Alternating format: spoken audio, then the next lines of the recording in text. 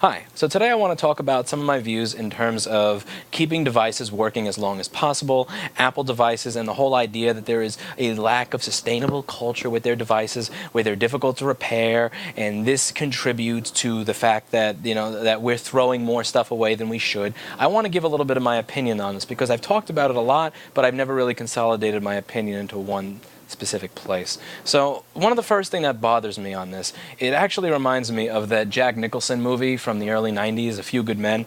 A lot of people will complain about the design of Apple products, how they're difficult to repair, the fact that you have a flex cable soldered on when it could have been clipped on, the fact that you have the battery inside the device instead of outside the device. They'll complain about the design decisions that Apple made, while simultaneously these same people will proclaim their love for Apple devices. They'll say, I use Apple devices over others because I love the design. I love the seamless design. I love the ease of use. I love the way that it works, it feels in my hand, and how it's put together.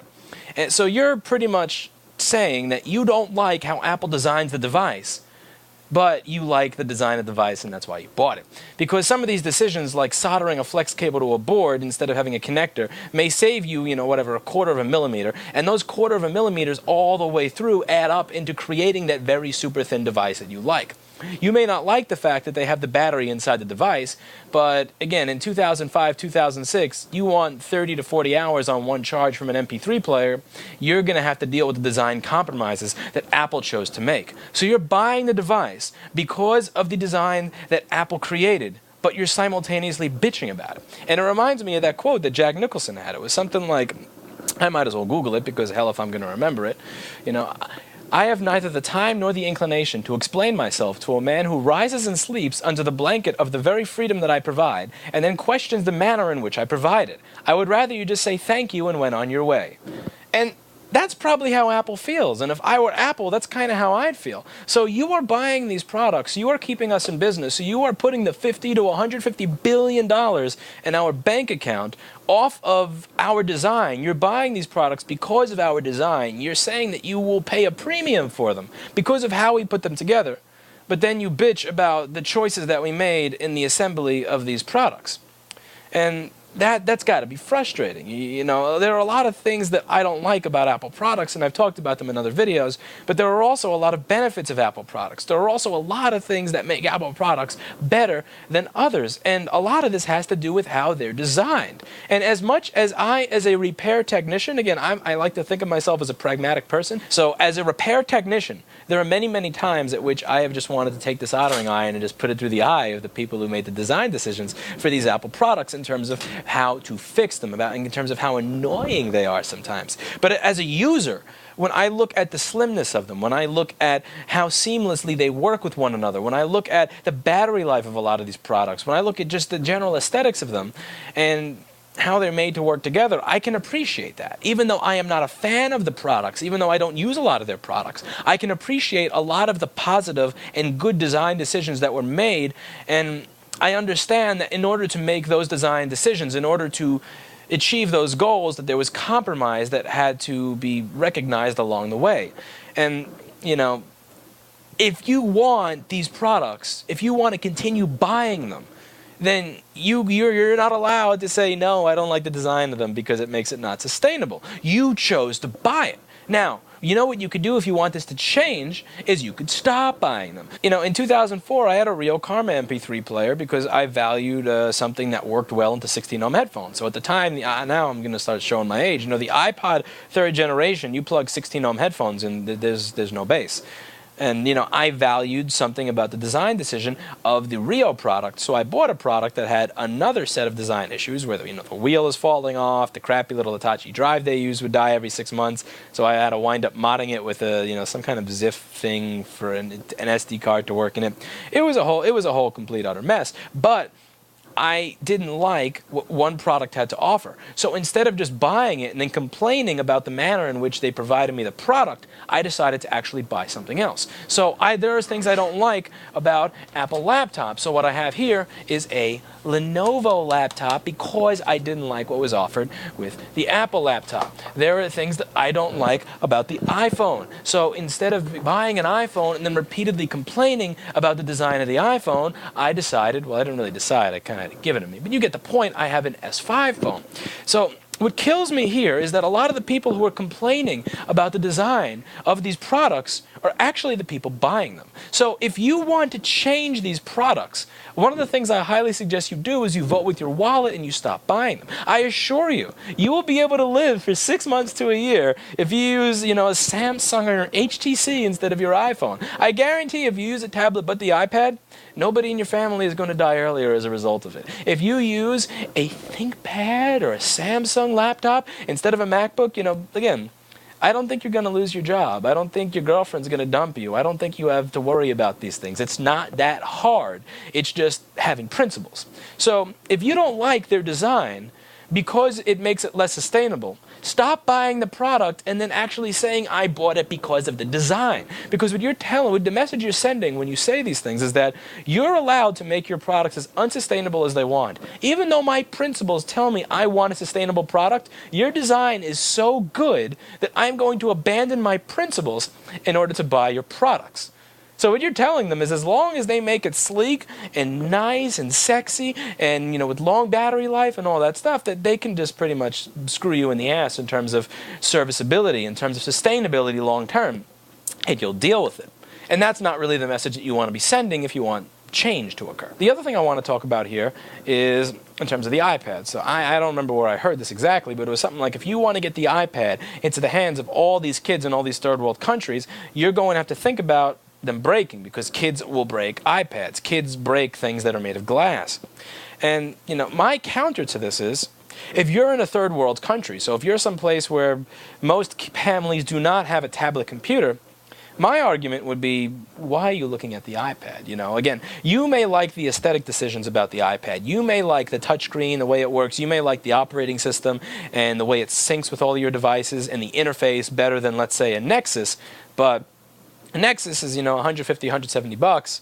iPad's like $300 to $600. So if I'm in a country where I have to think about, how am I going to make the money that I need so that I can feed my family tonight, I'm probably not going to buy an iPad. I'm probably going to buy a Nexus. I'm probably going to buy something else. Or if there were some kind of grant given to bring this technology to these parts of the world that does not have this technology, so that every kid can have a tablet. Again, even if you do have a grant, how about you put that money towards a cheaper tablet that is more sustainable instead of even looking at the iPad? Because again, the iPad was not designed for kids in third world countries. I'm not trying to be offensive here. It was not. It was designed for people in first world countries with lots of disposable income. It was designed for people that are actually willing to pay a premium for the product. Trying to get the iPad into the hands of every kid in a third world country, you are using this is the wrong product. You're trying to sell Mitt Romney to liberals. I mean, it doesn't make any sense. You should be looking for a different product. Why are you even debating the durability of this product or the repairability of this product so that it can be used by children in third world countries when that is just so far away from the target demographic? The third thing that I want to discuss here is the entire idea of long-term sustainability of a lot of these products. And what gets to me is just the fundamental lack of understanding that a lot of people have about what goes into manufacturing these products and why they are not long-term sustainable at all. So let's just talk a little bit about chipset manufacturing. So with companies like Intel, AMD, they make fabrication plans to create a certain processor. So they'll actually create the plan pretty much from the ground up to create this one line of processors. Now, once that processor is no longer used, that fabrication plant is pretty much, it has to be torn down and rebuilt back up to create the new set of processors. So the way this works is they look at how much money is it going to take to create this fabrication plant? How much money do we expect to make off of the sale of these processors? And then it has to make some kind of sense. They have to know that they're going to make more money off of the sale of that processor than they are off of creating that processor. Now, you also have to understand that technology goes down in cost over time. So, an octo-core 3 gigahertz Haswell processor that may be worth $1,000 now, a couple of years from now, the processor is going to be worth, $30 or $50 on eBay. That's the way technology works. So while it is very, very sensible financially for Intel to fabricate and create that processor right now, it makes absolutely no business sense for them to be still fabricating that processor 10 years from now, because it costs a lot of money to run these fabrication plants. And again, the worth of a processor has nothing to do with with the actual components inside of it. It has to do with what consumers are willing to pay for the technology. And 10 years from now, nobody is going to be willing to pay $1,000 for a 8-core Haswell processor. So let's say you have a laptop that came out in 2006. Now, a lot of these chipsets die given 3 to 5 years in extreme heat conditions. So X1600 graphics chips, NVIDIA 8600 graphics chips, NVIDIA 9600 graphics chips. Even the 750 GT that's in a Retina right now, these graphics chips are good, but if you use them under extreme heat conditions, like, let's say, a thin, poorly ventilated laptop, give it 3, 4, 5, 6 years under intensive usage every day, and it's going to die. Now, finding spare parts. These are not going to be manufactured. And it's not because NVIDIA and AMD and Intel are being mean. It's not because they're purposely trying to fuck you. It's because it doesn't make financial sense. Again, if they can make, let's just come up with some fake figures here. Let's say it costs $1 million to build a fabrication plant, and they can make $10 million a year off of creating those processors. They're going to run that fabrication plant. Now, that cost of $1 million a year is going to be static over time. So let's say 2 years from now, it still costs them $1 million a year to run that fabrication plant, but let's say they can only make $500,000 a year off of it because the processors that they're making are now obsolete. It doesn't make sense. They're not going to keep that fabrication plant open. They're not going to keep making obsolete processors. Again, it's a static cost to create this stuff, but what you can sell it for is totally based on what consumers are willing to pay for it. It doesn't make any sense for them to continue making processors from 2006, graphics chips from 2006, just so that you can continue fixing a product. It's just not something that's going to happen. So even if you do want to continue fixing these products long term, you're not going to be able to.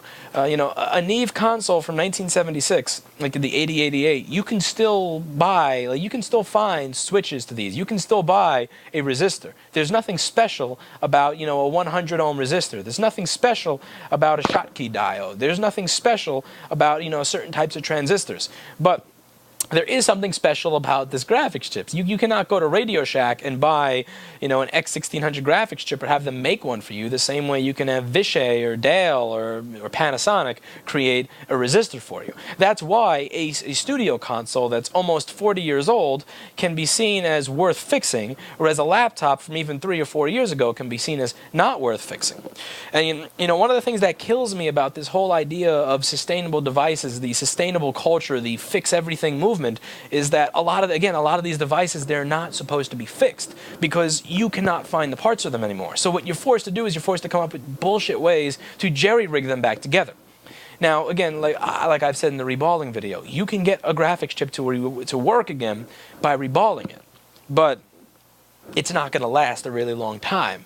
And then once the consumer gets that repair, once somebody buys a refurbished laptop that had that repair done to it, it's going to die much sooner. And what that does is that it decreases consumer confidence in recycled or refurbished or repaired goods. And that's not good for sustainability in general. That's not good for sustainability of devices that are actually meant to be worked on and repaired over a long period of time, or devices where you're really not going to get more of a 3 to 7 year lifespan out of it.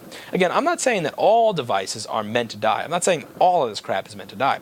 There are a lot of people out there that still have a 2006, 2007 MacBook Pro, and it works. And, if you're that lucky, then, God bless you. But at the same time, you need to realize that there really is no fixing a machine with an X1600 based graphics chip. There is not. Again, if you show me somebody who claims they're selling original stock of those chips, I'll show you somebody who's full of shit. They're going to be in the same room, in the same location, taking up the same space.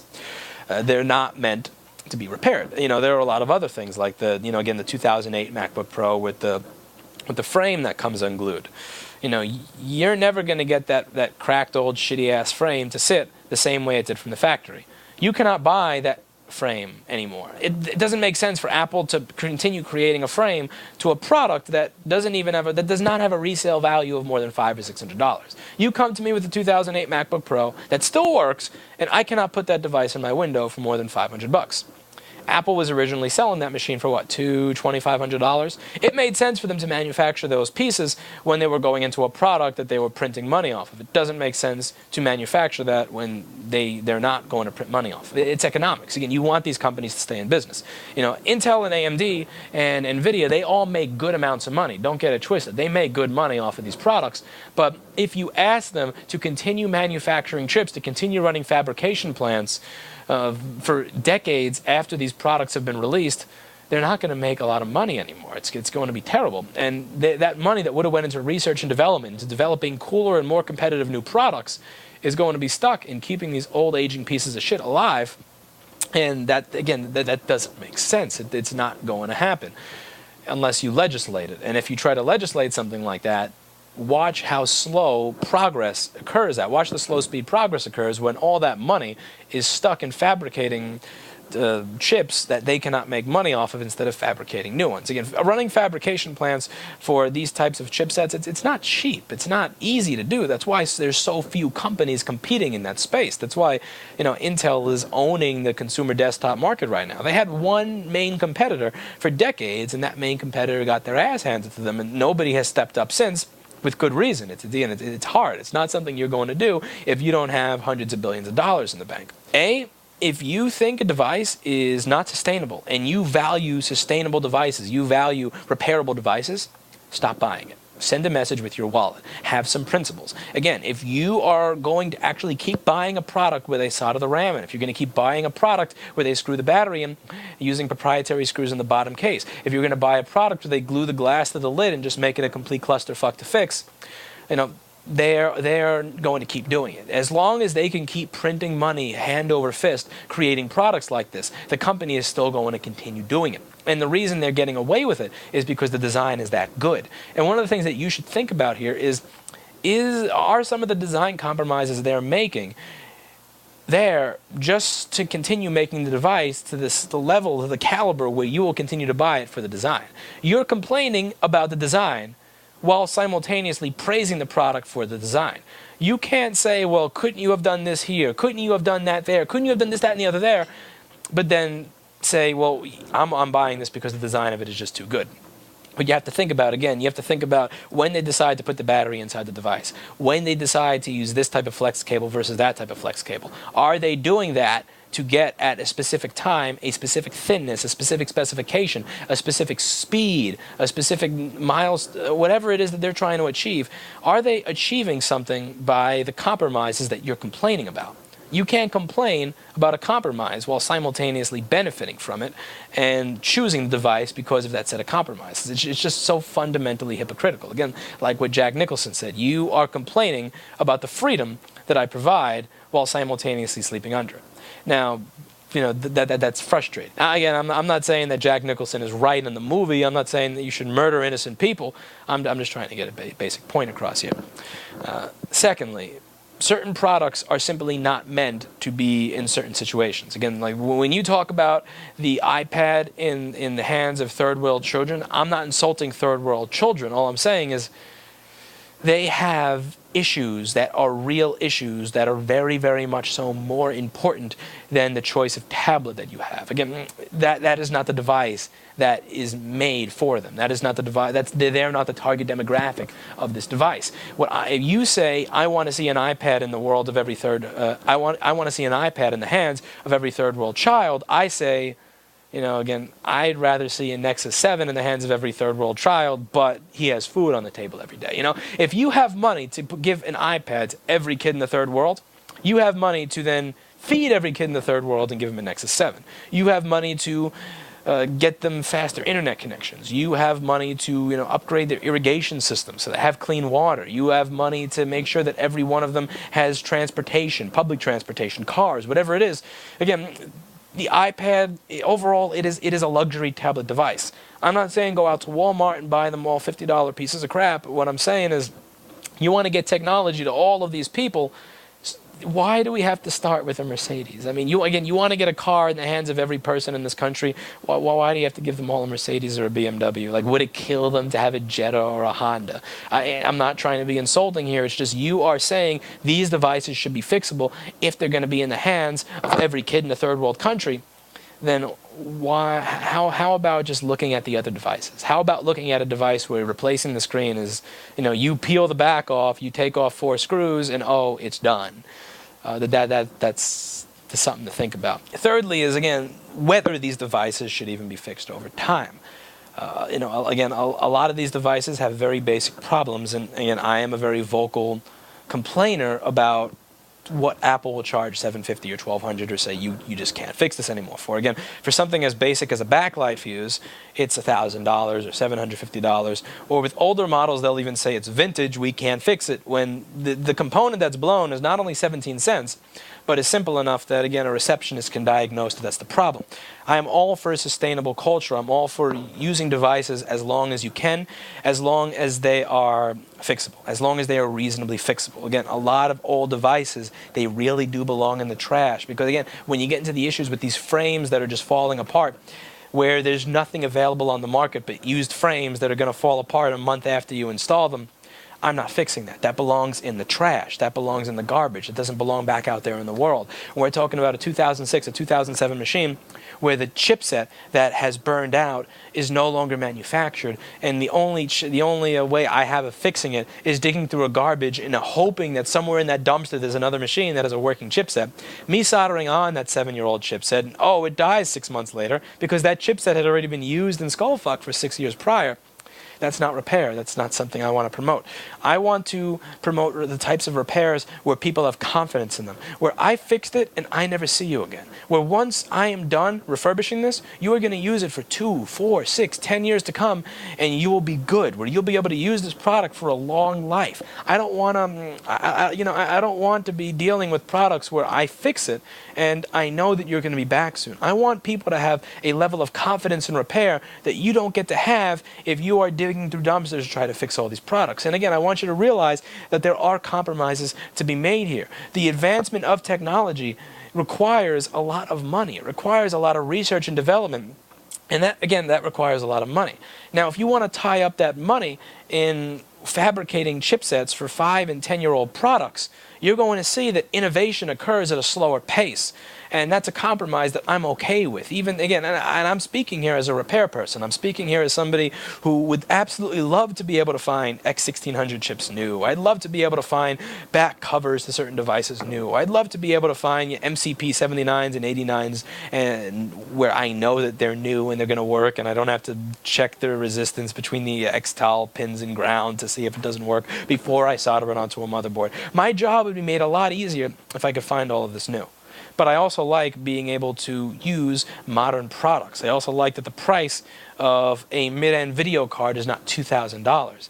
And if you want companies to be forced to continue creating parts for obsolete devices for years and years to come, you're going to find that they either stop innovating at the pace that they do now, or that their products become incredibly, incredibly expensive in order to compensate for these fabrication plants that they have to keep open that are not profitable. And that's not a compromise that I'm really okay with. So, yeah, that's my stance on these products. I am not a person who's, has this hippie idea of saving the world and saving all the products in the world. The world is fine. Again, the world, I assure you, the world is going to be fine if you stop using a 5-year-old obsolete computer. If I take that Lenovo that I have and toss it in the e-waste every 3 months and buy another one, the world's going to be fine. And as selfish as it sounds, and as crappy as it sounds, I don't have this crying heart for planet Earth, because planet Earth is not always thinking about me. In 2012, when there was a hurricane and people died and my store was out of business for a week and there was no electricity, Earth didn't think, we could have a hurricane or we could not have a hurricane because it would make better the lives of hundreds of thousands of people. Earth doesn't say, should we have a tsunami today, or should we not kill all these people on the Asian shore? Earth is not always thinking about me. So I'm not always thinking about the Earth. My client is not the Earth. I am not in service to the Earth. I'm in service to the people who walk through the door who want something fixed. And I am not going to give them solutions that are crappy solutions that are going to result in them not being able to serve their clients just because of the Earth. I'm not going to fix an 8-year-old laptop that is going to result in their presentation crashing when that X1600 GPU dies, that cost them a raise, that cost them their job, just for the earth. You know, that's not really who I'm in service to. I'm in service to people who want devices fixed, and I'm here to make sure that consumer confidence in repair and refurbishing stays high by keeping a good standard in repair, which means there are a lot of devices where I will happily say garbage, trash, e-waste, goodbye, without feeling shame, without feeling like I failed because I didn't fix it, without feeling like I've done bad by Mother Earth because I decided to use more of Earth's resources to, encourage them to buy a new device that requires Earth's resources rather than fixing it. And I don't feel bad. I just don't feel bad about that. Now, don't get it wrong. I value having a clean Earth. I want to have a clean planet. I care about the planet being clean for both myself, other people who are on the planet, the people who are going to be on the planet after me. I don't want this to become a dump. I'm not one of those people that's taking their Coca-Cola cans and throwing it out the side of their car. I've had employees who do that. I have friends who do that. I have friends who still do that, and I complain about it every single day. I understand the idea behind not taking bags of garbage and deciding, hey, just because the law says we're supposed to put it right here, I'm going to put it right here, when right here is the entrance of a park. I'm not kidding when I say that the actual garbage collection for one business mandates that they put it right outside of a park meant for children that's about half a mile from my apartment. It is ridiculous. If you are smoking a cigarette, which you shouldn't be doing anyway, I don't want you flicking it and just throwing it down onto the ground where it's just going to burn and we're going to breathe all that crap in, and that little cigarette is just going to sit there. I would actually, if I have a napkin in my pocket, on occasion you'll even see me pick these up and then throw them into the trash after making sure that they're out. Or if I don't have a napkin, you'll see me just step on it. I want the world to be a clean place. Believe it or not, there are people on my block that will actually take their bag of garbage, and because they're too damn lazy to bring it downstairs because there are stairs, they will actually just throw it out their window and hope that it lands in the garbage, and sometimes it hits a spoke and it pops all out. This is all stuff that I frown upon. I want the earth to be a clean place. I want the earth to be a nice place. One of the reasons that I very much don't like New York is because everybody here is just kind of given up on that. It's accepted that you take your bag and you just throw it on the floor because it's so disgusting here already. It's so dirty and grimy and nasty here already that everybody has kind of given up. Even the people who are the types of people that would take trash and pick it up if they saw it and throw it in the garbage, they just kind of feel like it's lost. It's beyond hope. It's kind of like a motherboard that's been to L2 3 times over. It's, why even bother trying to be civil or nice to it? It has no chance. And I'm not saying that is how the planet should operate. I'm not saying that we should all operate saying, screw the earth doesn't care about me, therefore I am just going to throw away everything and I'm going to, take my lead and pour it into the ocean. I'm not saying that at all. What I'm saying is that I value the earth here, but I value making sure that customers get back a product that is going to serve their needs here. My client, who I'm in service to, are the end users of the products that I work on. I'm not willing to compromise and put products out there into the world that I know will work like garbage, that I know will fail to serve the people that they are meant to serve, just because I want to save the earth. I am not going to do that. Again, technology exists to serve us, and I exist to keep this technology working for all of you. I don't want people lacking confidence in technology and in repairs and in refurbishing in general just because we go a little too far in trying to repair that which we shouldn't.